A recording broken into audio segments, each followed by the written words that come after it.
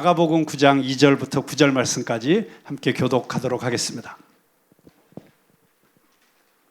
2절부터 9절까지 교독합니다. 엿새 후에 예수께서 베드로와 야고보와 요한을 데리시고 따로 높은 산에 올라가셨더니 그들 앞에서 변형되사 그 옷이 광채가 나며 세상에서 빨래하는 자가 그렇게 희게 할 수 없을 만큼 매우 희어졌더라.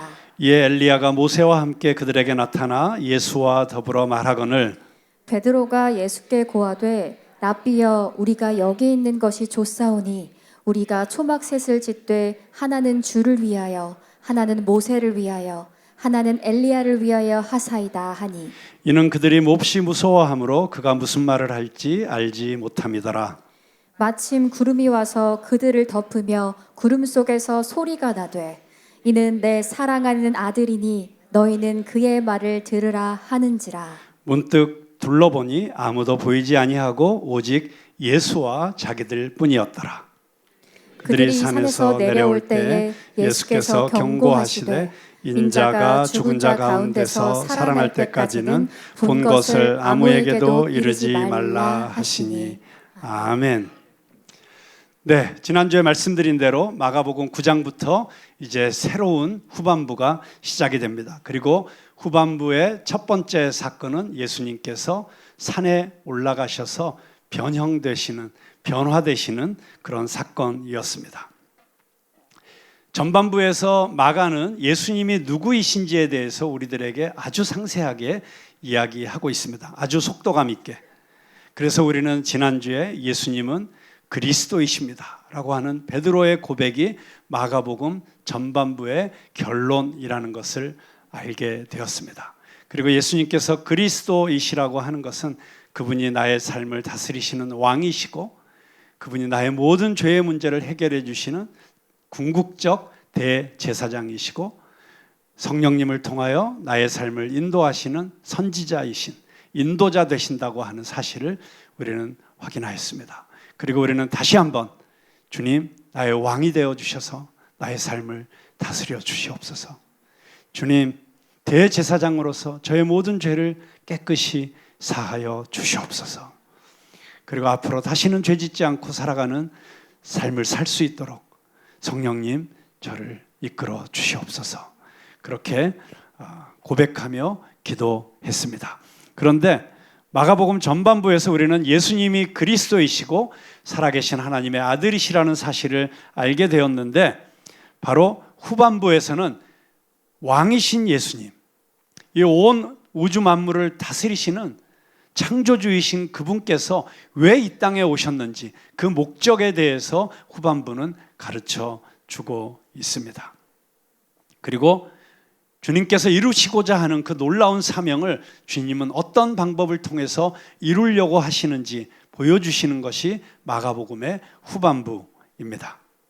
베드로가 예수님을 그리스도로 고백한 직후부터 예수님께서는 십자가와 당신의 죽음을 이야기하시고 또한 부활을 이야기하십니다.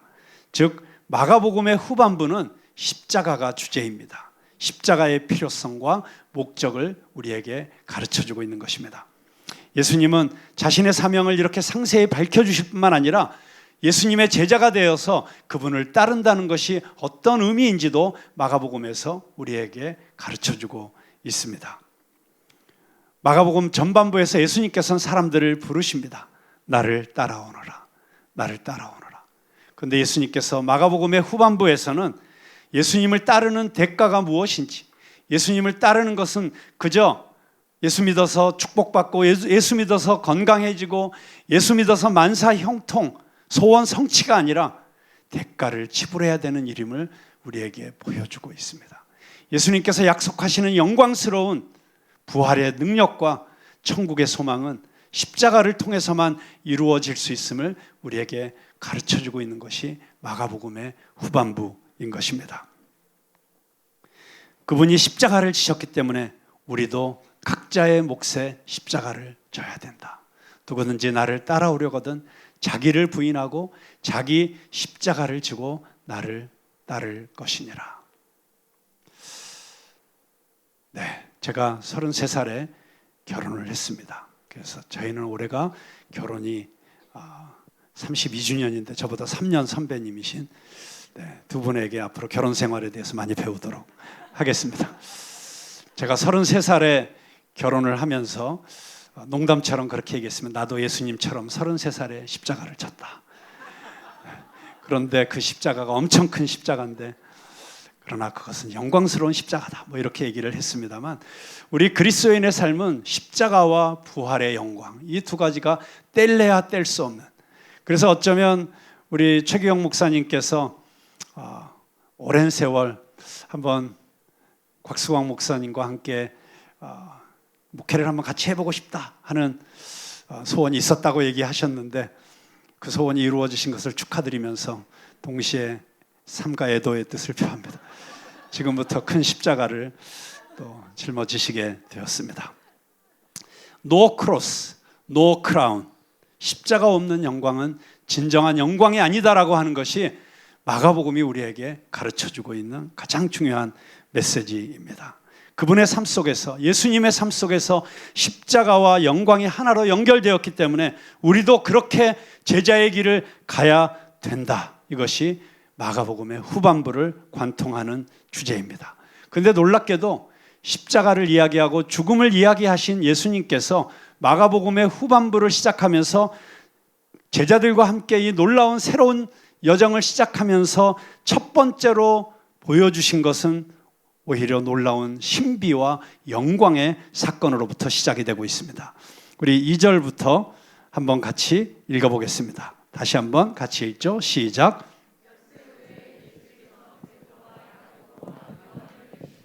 따로 높은 산에 올라가셨더니 그들 앞에서 변형되사 그 옷이 광채가 나며 세상에서 빨래하는 자가 그렇게 희게 할 수 없을 만큼 매우 희어졌더라. 이에 엘리야가 모세와 함께 그들에게 나타나 예수와 더불어 말하거늘 베드로가 예수께 고하되 랍비여 우리가 여기 있는 것이 좋사오니 우리가 초막셋을 짓되 하나는 주를 위하여 하나는 모세를 위하여 하나는 엘리야를 위하여 하사이다 하니 이는 그들이 몹시 무서워하므로 그가 무슨 말을 할지 알지 못함이더라. 마침 구름이 와서 그들을 덮으며 구름 속에서 소리가 나되 이는 내 사랑하는 아들이니 너희는 그의 말을 들으라 하는지라.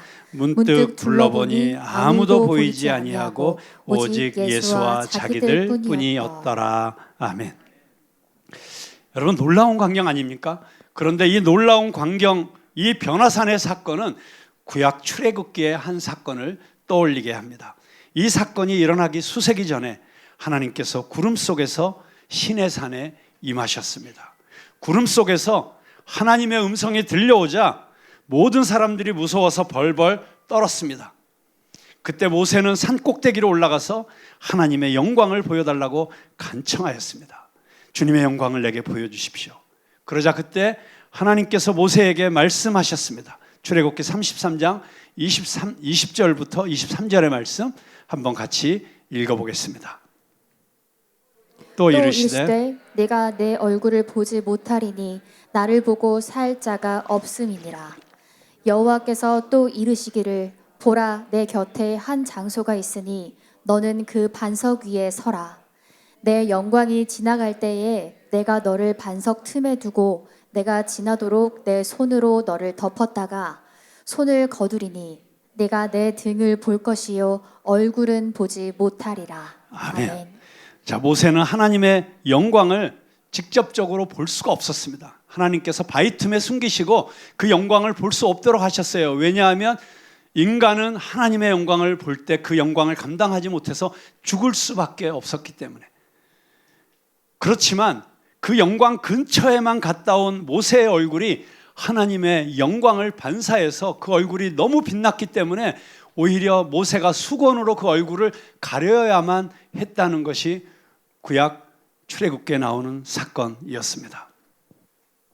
그런데 그로부터 수세기가 지난 이후에 또 다른 한 산에서 하나님의 영광이 다시 나타난 것입니다. 눈부신 광채 때문에 예수님의 옷이 세상에서 빨래하는 자가 그렇게 희게 할 수 없을 만큼 매우 희어졌다. 이 세상에 어떤 세탁기로도 뭐 비스포크, 트롬, 뭘로 빨아도 안 될 정말 상상할 수 없이 하얀 신비한 흰색으로 변화되었다. 그리고 산꼭대기 구름 속에서 음성이 들려옵니다. 하나님의 음성이. 심지어 모세까지 출연합니다. 너무나도 비슷한 사건이었어요. 구약 출애굽기의 이 사건과 마가복음의 이 변화산의 사건. 그 시내산의 사건이 그대로 재현된 것일까요? 비슷해 보이죠. 그러나 똑같은 사건이 아니었습니다. 결정적인 차이점이 있습니다. 모세는 달이 태양의 빛을 반사하여 빛나듯이 하나님의 영광을 반사했습니다. 하지만 예수님께서는 하나님의 지극한 영광을 스스로 만들어 내셨습니다. 왜냐하면 예수님은 인간의 모습을 한 하나님 영광 그 자체이셨기 때문입니다. 그래서 히브리서 기자는 히브리서 1장 3절에서 이렇게 말합니다. 이는 하나님의 영광의 광채시요 그 본체의 형상이라. 그리고 시내산에서는 일어나지 않았던 일이 이 변화산에서 일어났습니다. 베드로와 야고보와 요한이 하나님의 영광 앞에 서고도 죽지 않은 것입니다. 시내산에서 하나님은 구름의 형태로 강림하셨습니다. 그것을 쉐키나의 영광이라고 합니다. 쉐키나 영광. 대제사장이 이스라엘 백성들의 죄를 대속했던 지성소에 언제나 하나님의 임재가 쉐키나로 임했다는 사실을 여러분 기억하십니까? 하나님은 그 구름 가운데서 말씀하셨습니다.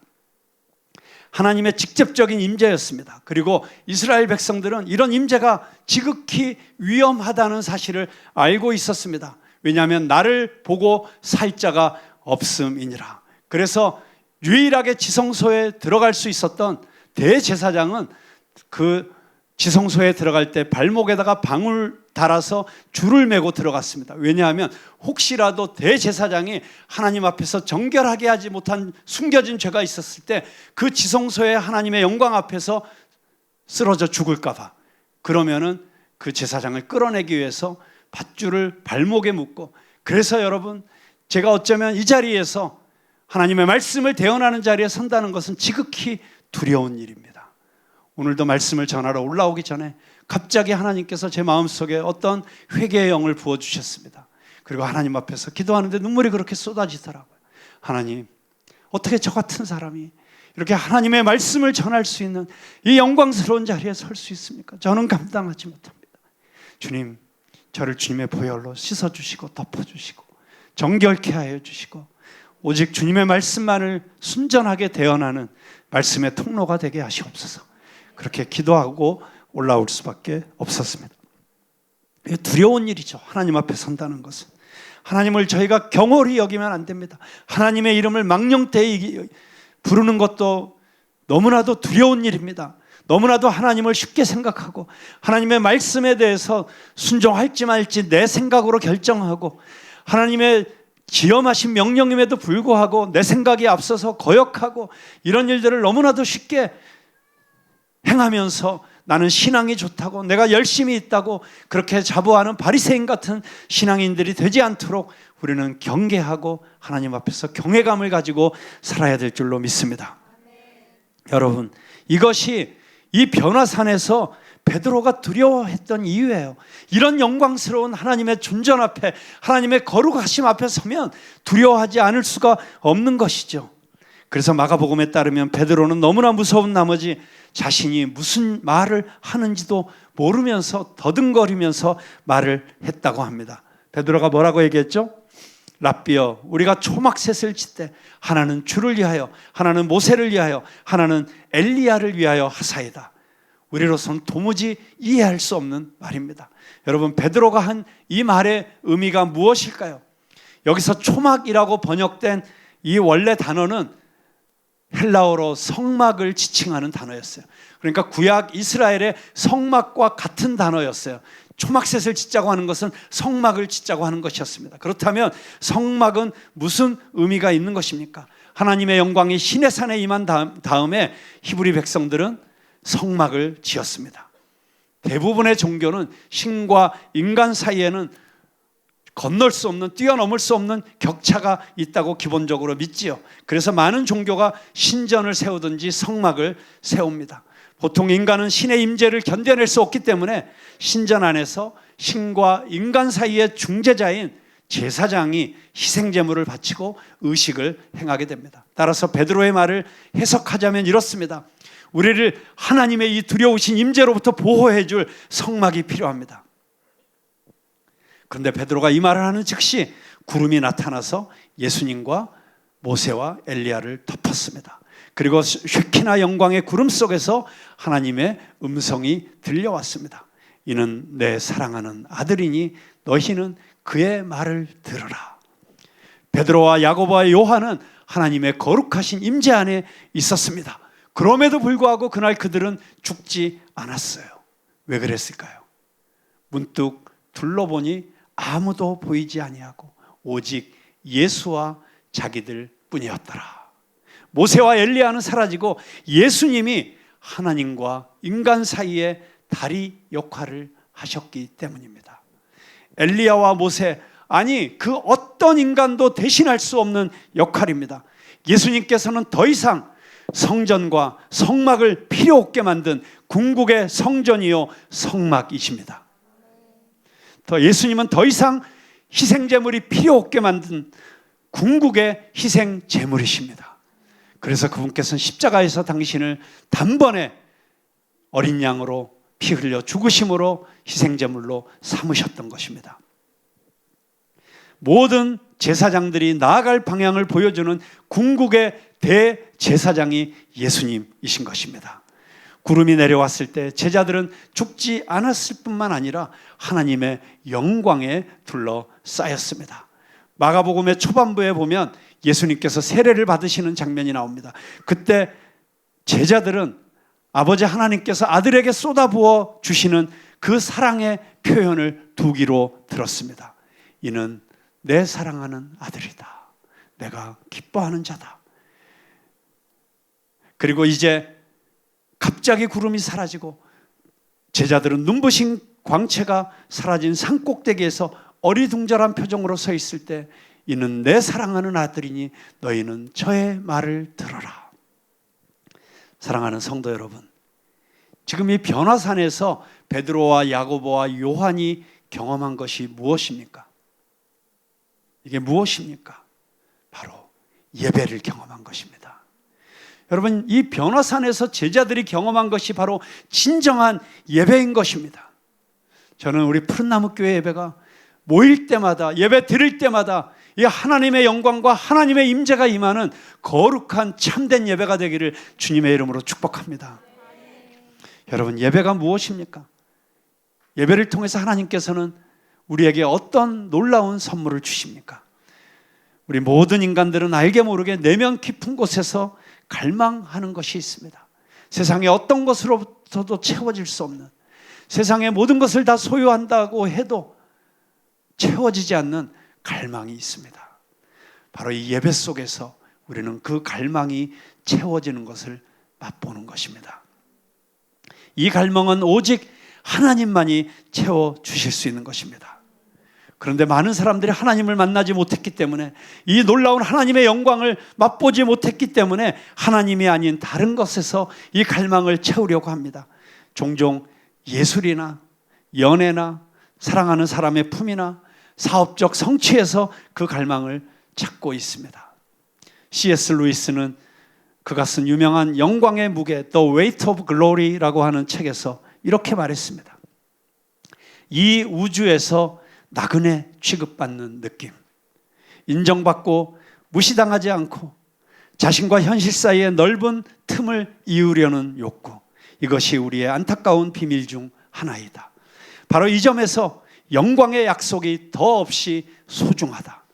영광이 하나님과의 좋은 관계, 하나님의 인정, 반응, 칭찬, 진정한 환영을 의미하기 때문이다. 우리가 평생 두드려왔던 문이 마침내 열릴 것이다. 우리는 평생 향수병에 시달린다. 우주의 뭔가에서 분리된 느낌을 안고 살아가며 이 뭔가와 다시 연합하기만을 갈망하고 있다. 우리는 평생 밖에서만 봐왔던 문 안쪽에 들어가기를 갈망하고 있다. 단순히 비현실적인 공상이 아니라 우리의 실질적인 상황을 가장 정확히 보여주는 지표이다. 지금 우리는 이 세상의 바깥에 있다. 문의 잘못된 쪽에 있다. 하지만 신약 성경의 나뭇잎들은 우리가 언제까지 그 상태로 있지 않을 것이라는 소문으로 바스락거리고 있다. 언젠가 반드시 우리는 들어갈 것이다. C.S. 루이스가 이야기했던 신약 성경에서 바스락거리던 소리, 이 소리를 밟고 우리는 드디어 그 문으로 들어갈 수 있는 문 안쪽에 들어선 것입니다. 여러분, 그렇습니다. 이 예배라고 하는 것은 단순히 종교적인 의식이 아닙니다. 단순히 하나님 살아계신 것을 믿고 예수님이 우리를 위해서 돌아가셨다는 사실을 믿는 것으로 끝나지 않습니다. 베드로와 야고보와 요한은 산에 올라가기 전에도 이미 하나님을 믿는 사람들이었습니다. 심지어 베드로는 예수님을 그리스도로 고백하기도 하였습니다. 그렇지만 변화산에서 이제야 비로소 제자들은 머리로 믿는 바를 몸으로 느꼈습니다.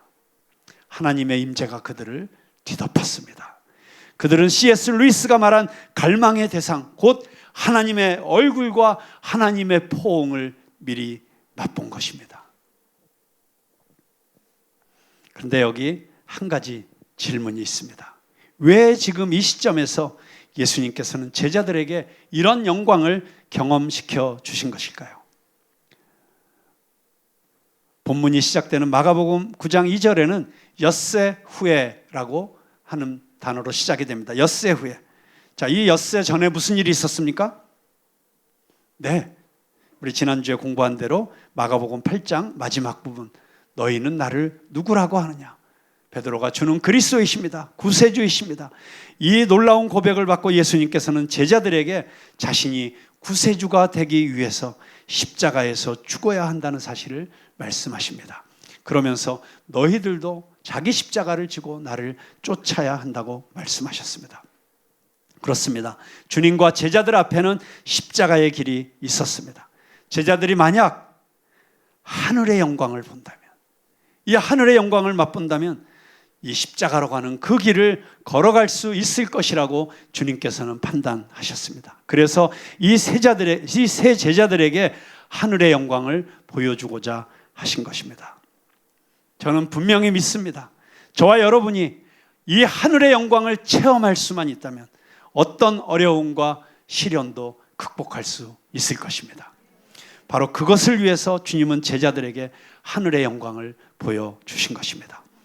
마가복음의 첫머리에서 아까 이야기한 것처럼 예수님께서 세례를 받으실 때 성령이 비둘기처럼 내려와 예수님을 더욱 강하게 하여 예수님의 가르침과 치유의 사역을 준비시켜 주셨습니다.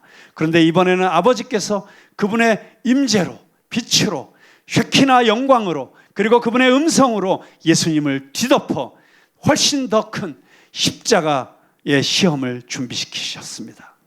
이 일로 인해서 예수님만 강해지신 것이 아닙니다.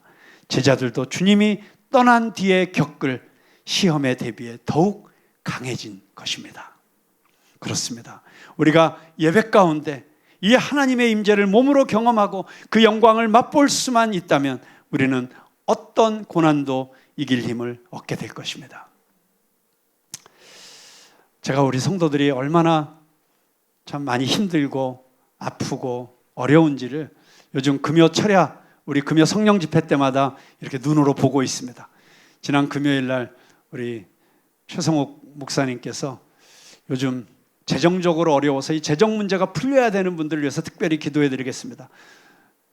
재정적으로 지금 어려움 겪고 있는 분만 손 들어보세요 했더니 한 80%가 손 드시더라고요. 다 어려우시더라고요. 몸이 아파서 힘드신 분들 기도해 주시겠다고 했더니 다 일어나시더라고요. 정말 그렇습니다. 우리가 힘들고 어려운 시절을 겪어내고 있습니다. 그러나 우리가 예수 그리스도가 내 안에 거하시고 우리가 예배를 드릴 때마다 하나님의 영광을 맛본다면 상황은 변하지 않았어도 우리는 이 세상 한복판에서 언제나 마음속에 샬롬을 품고 그 샬롬을 이루어가고 하나님의 나라가 이 땅에 임하시고 예수 그리스도의 통치가 우리의 삶의 자리마다 임하게 되는 축복의 통로로 살아갈 수 있게 될 줄로 믿습니다. 우리가 이 예배를 통해서 경험하는 이 하나님의 영광이 여러분의 가정에 임하시게 되기를 주님의 이름으로 축복합니다. 여러분의 일터 가운데 임하시게 되기를 축복합니다. 이 대한민국에 임하게 되기를 축복합니다. 그렇습니다. 우리 그리스도인들이 이 땅에 존재하기 때문에 참으로 하나님 앞에서 자신의 삶을 드리고 자기 십자가를 지고 자기를 부인하고 예수 그리스도의 길을 따르고자 하는 진정한 빛과 소금으로 살아가는 그리스도인들이 이 땅에 단 몇 명만 있다고 할지라도 이 나라는 절대 무너지지 않을 것입니다. 절대 망하지 않을 것입니다. 여러분, 그 그리스도를 신뢰하고 자기의 자리에서 오늘 이 시간 우리가 주님께 드려야 될 충성을 드리는 저와 여러분 될 수 있기를 주님의 이름으로 축복합니다. 그렇습니다. 우리의 모든 두려움이 변하여 오히려 결단으로 바뀌게 될 것입니다. 우리의 모든 근심이 녹아내리고 새로운 소망이 솟아나게 될 것입니다. 고난 속에서도 원망이나 분노나 미움이나 우울로 흐르지 않고 오히려 더 지혜롭고 더 심오해지고 더 강해질 것입니다. 실패를 통하여 오히려 성공보다 더 큰 유익을 얻게 될 것입니다. 그렇습니다. 그래서 우리에게는 하나님을 사랑하는 자, 곧 그 뜻대로 부르심을 입은 자들에게는 모든 것이 합력하여 선을 이루느니라. 하나님은 다 계획이 있으시다. 이것이 결코 공허한 말씀이 아니고 우리 삶의 실제가 될 줄로 믿습니다. 그래서 우리는 예배에 성공해야 됩니다. 예배의 성공은 예수님을 통하여 하나님의 임재 한가운데로 들어가는 것입니다. 하나님께서 예수님을 통하여 행하셨고 지금도 행하시고 계신 일을 우리 영혼의 눈으로, 믿음의 눈으로 똑똑히 보는 것입니다. 하나님이 언젠가 우리에게 해주실 그 포옹을 미리 맛보는 것입니다. 머리로 아는 하나님의 사랑을 몸으로도 느껴야 되는 것입니다.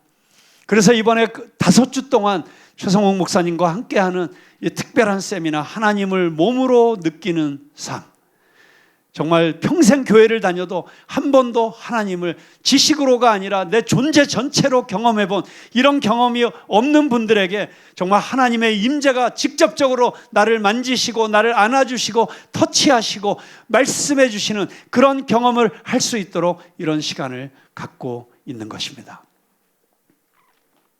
여러분, 말만 들어서는 누군가가 얼마나 매력적인지 실감할 수 없습니다. 물론 말만 듣고도 믿을 수 있습니다. 그렇지만 실물을 가까이서 봐야 탄성이 터져 나오는 것 아닙니까? 머리로 아는 것이 아니라 그것을 실제로 경험해야 되는 것입니다. 이 식당이 정말 전국 최고야, 이 말을 믿는다고 해도 실제로 가서 먹어봐야지 탄성이 터지는 것입니다. 마찬가지로 영광스러운 창조주 하나님이 나를 사랑하시고 나를 지켜주신다는 그 사실을 아는 것과 그것을 실제로 느끼고 경험하는 것은 완전히 차원이 다른 것입니다. 여러분, 무엇이든지 실제로 맛보아야지 거기서 영양분을 얻고 그걸로 힘을 얻는 것 아닙니까? 한 사람도 빠짐없이 저는 여러분들이 하나님의 터치를 경험할 수 있게 되기를 간절히 소망합니다. 자, 그렇다면 어떻게 우리는 이 하나님의 임재, 이 하나님의 영광을 맛보고 경험하는 축복을 누릴 수 있게 될까요? 저는 오늘 본문 말씀 가운데서 우리가 주님의 영광을 체험할 수 있는 이 비밀을 몇 가지로 함께 생각해 보고자 합니다. 첫째로, 주님과 함께 있는 것을 배워야 합니다. 하늘의 영광을 체험하려면 먼저 주님과 동행해야 됩니다. 이 세 제자가 주님과 동행했기 때문에 이 놀라운 영광을 경험할 수 있었습니다. 여러분, 24시간 예수 그리스도와 동행하는 그런 삶을 배울 수 있기를 바랍니다. 근데 예수님과 동행하는 가장 중요한 시간이 어떤 시간입니까? 기도하는 시간입니다. 누가복음 9장 28절 보면 이 똑같은 변화산의 사건을 이야기하면서 예수님께서 기도하러 산에 올라가셨다, 이렇게 기록이 되어 있어요. 누가복음은 이 사실을 굉장히 강조합니다. 왜냐하면 예수님께서 세례받으신 다음에 하늘에서 성령이 비둘기같이 임한 사건도 마가복음은 그 사건만 기록하고 있는데 누가복음은 거기에 보면 예수님께서 물에서 나오셔서 기도하실 때 성령이 임하셨다, 이렇게 특별히 강조해서 기록하고 있어요. 그렇습니다. 기도 없이는 우리는 이 하나님의 영광을 경험할 수 없습니다. 우리가 살아가면서 일상생활을 하면서 매일매일 기도하는 저와 여러분 될 수 있기를 바랍니다. 새벽 기도에도 나오실 수 있는 분들은 다 나오실 수 있기를 바랍니다. 특별히 이번 토요일, 이번 한 주간 새벽 기도에는 제가 소망수양관에서 열리는 목회자 수련회에 가기 때문에 우리 최기영 목사님께서 한 주간 부임 기념 특별 새벽 기도회를 하십니다. 그리고 저희가 지지난주에 전도 집회 때문에 마가복음 이 한 주간이 지금 새벽 기도가 앞서가고 있어요. 우리 주일 설교보다. 그래서 특별히 창세기를 가지고 새로운 시작이라고 하는 제목으로 한 주간 특별 새벽 기도회를 인도해 주실 것입니다. 여러분, 이 새벽 기도회를 통해서 하나님께서 지금까지도 너무나도 놀라운 은혜로 우리를 축복해 주셨고 우리를 이끌어 주셨지만 새로운 기름 부으심, 새로운 영광, 새로운 시작으로 우리를 이끄시는 것을 다 경험하실 수 있게 되기를 바랍니다. 여러분, 기도 중에 주님의 임재를 체험할 수 있습니다. 기도 가운데 주님의 영광을 체험할 수 있습니다. 여러분, 기도가 무엇입니까? 기도의 가장 아름다운 정의 가운데 하나는 기도는 하나님과 함께 있는 것이라는 것입니다. 무엇을 달라고 기도하는 것이 아니라 제임스 휴스턴의 책 기도라는 책의 부제처럼 하나님과의 우정이 기도인 것입니다. 기도는 하나님과의 관계를 말하는 것입니다. 기도는 하나님과 함께 있는 체험입니다. 여러분, 우정, 애정, 사랑하는 사람과 함께 있는 것입니다. 사랑하는 사람과 함께 있는 것 자체가 영광스러운 것입니다. 우리가 잠시 시간을 내어 주님과 동행하고 주님과 기도하면서 대화하고 잠깐이라도 주님께 묻고 하는 그 순간 우리는 영광스러운 주님의 임재를 경험할 수 있다고 하는 것입니다. 알렉산더 솔제니친이 쓴 이반 데니소비치의 하루라는 책이 있습니다. 그 책에 보면 주인공 이반이 러시아의 힘든 형무소에서 감옥살이를 하다가 어느 날 벽에 기대고서는 지그시 눈을 감습니다. 순간적으로 옆에 있던 감옥의 동료가 이반이 기도하는 것을 알아차리고 비웃습니다. 너 지금 기도하는 거야? 너 기도한다고 감옥에서 빨리 나갈 수 있을 것 같아? 그런데 이반이 이렇게 대답합니다. 나는 감옥에서 빨리 나가게 해달라고 기도하지 않았어. 그래? 그럼 뭘 기도했어? 나는 하나님이 함께 해주시도록 기도했어. 여기서 견딜 수 있도록 말이야. 하나님이 함께 해주신다면 견딜 수 있거든. 하나님이 함께 해주시도록 기도했다. 저는 이것이 기도의 가장 아름다운 정의 가운데 하나라고 믿습니다. 두 번째로 우리가 하나님의 영광을 체험하려면 주님의 음성을 듣는 것을 배워야 합니다. 이는 내 사랑하는 아들이니 너희는 저의 말을 들으라. 문득 둘러보니 아무도 보이지 아니하고 오직 예수와 자기들 뿐이었더라. 여러분, 참 상징적이고 우리에게 많은 것을 생각하게 하는 장면입니다. 율법을 대표하는 모세도 사라지고 선지자를 대표하는 엘리야도 사라지고 율법의 완성이신 예수님, 모든 선지자들의 예언이 가리키는 예수님만 남았습니다. 그리고 하늘에서 예수님의 말씀을 들으라고 했습니다. 여러분, 예수님이 선한 목자라고 믿으십니까? 길이요 진리라고 믿으십니까? 예수님이 생명이라고 믿으십니까? 그렇다면 그 주님을 따라가는 것이 승리요 영광인 줄로 믿으시기 바랍니다. 그분을 따라가기 위해서는 그분의 음성을 들어야 합니다. 성경은 양들은 목자의 음성을 듣는다고 했습니다. 우리가 제대로 살기 위해서 주님의 음성을 듣는 것보다 더 중요한 것이 어디 있습니까? 그런데 여러분, 어떻게 주님의 음성을 들을 수 있습니까? 지금도 하늘에서 소리가 났으면 좋겠습니다. 지금 이 예배 시간에 하나님의 영광이 임하면서 수광아, 이제 너는 가만히 옆에 있어라. 내가 직접 말하겠다. 뭐 이러면서 들려주시면 얼마나 좋겠습니까? 물론 하나님께서 특별한 은사를, 예언의 은사를 가지신 분들에게 주셔서 어떤 분들은 우리 교회 성도들을 위해서 특별한 기도를 해주시는 분들이 있어요. 장순애 권사님, 선교사님 같은 분들이 정말 기도할 때마다 얼마나 큰 위로를 받습니까? 그런 기도를 받을 때마다 여러분, 나도 저런 은사를 직접 받았으면 좋겠다, 뭐 이런 소원이 있으실 때도 있죠. 그런데 하나님께서 사람마다 다 각각 다른 은사를 주셨기 때문에 그 은사로 서로 도우면 되는 것입니다.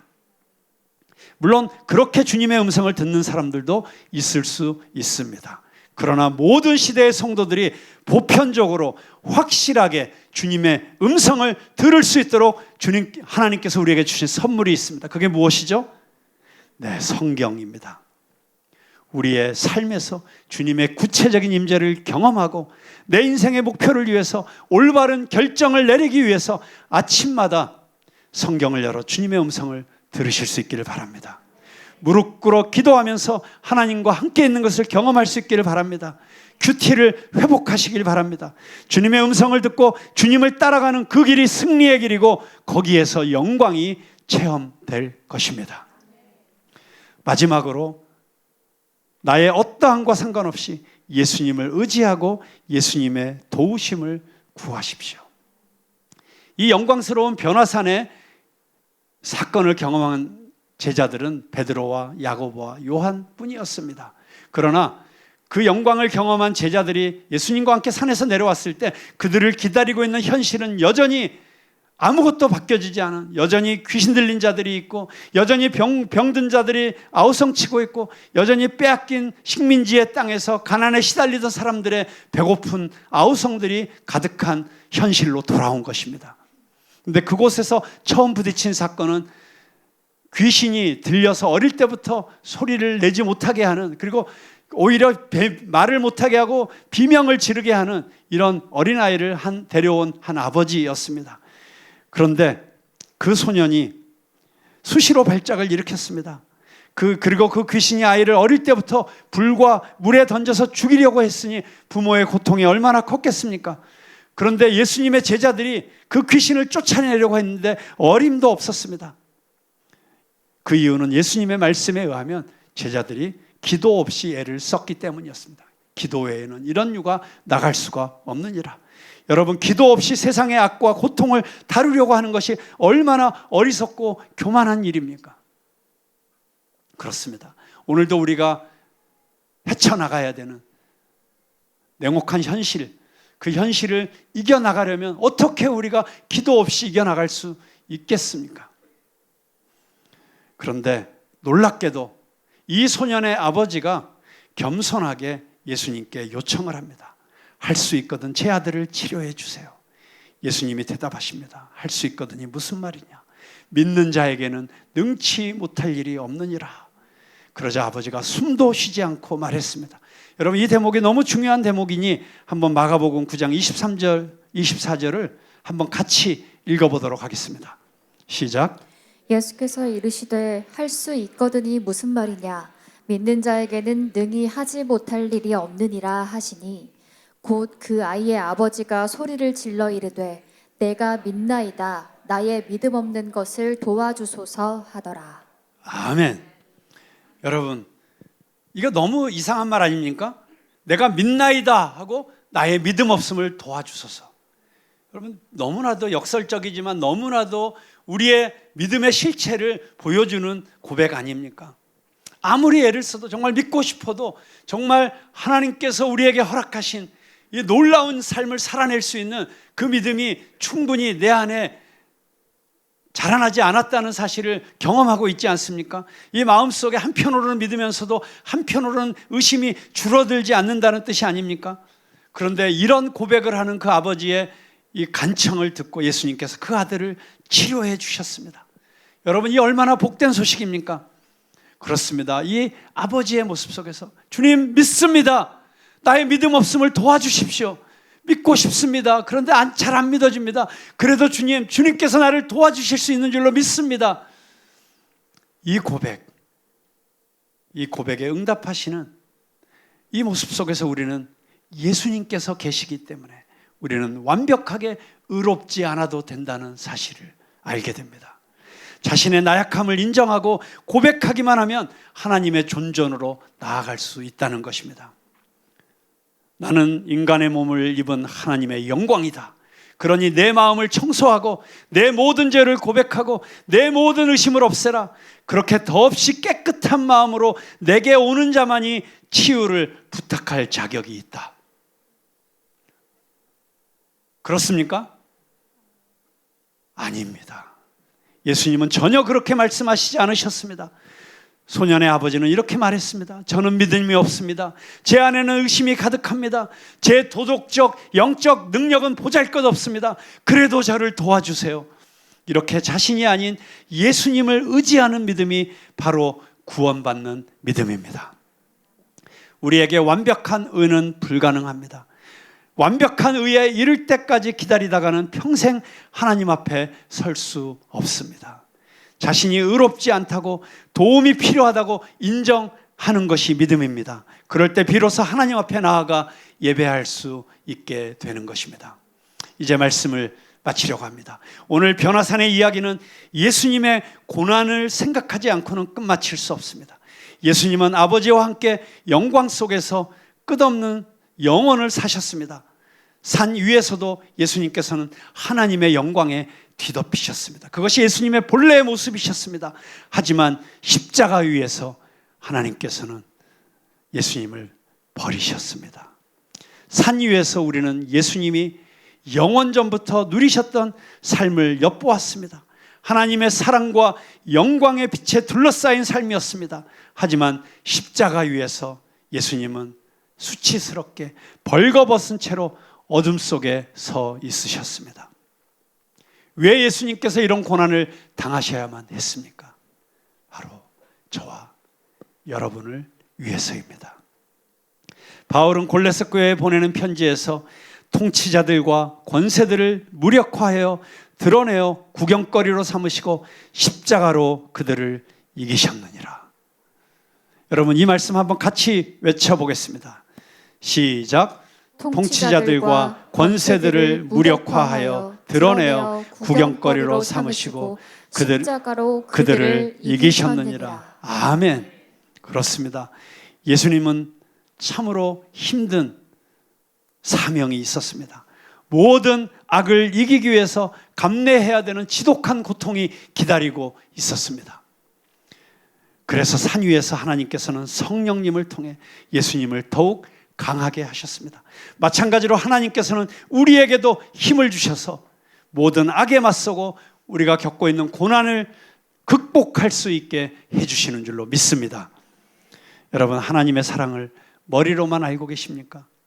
성령님께서 그 사랑을 더 깊이 느끼게 해주시기를 축원합니다. 성령님을 통하여 하나님께서 무조건적이고 영원하며 지극히 친밀한 음성으로 우리를 사랑하신다는 사실을 경험하실 수 있게 되길 바랍니다. 하나님의 사랑을 머리로만 아는 것이 아니라 마음으로 깨닫도록 그분의 이러한 속삭임을 들으실 수 있게 되길 바랍니다. 너는 내 사랑하는 아들이다. 내 사랑하는 딸이다. 내가 너를 사랑한다. 내가 너를 잃지 않기 위해서라면 어떤 대가라도 치를 것이다. 내 스스로가 끝없는 나락으로 떨어질 것이다. 아니, 이미 그렇게 했다. 여러분, 그것이 십자가입니다. 오늘 십자가의 길을 걸어가시기 시작하면서 변화산의 영광을 미리 보여주신 그 예수님의 놀라우신 은혜가 우리가 예배 드릴 때마다 이 자리에 임하시게 되기를 주님의 이름으로 축복합니다. 기도하겠습니다.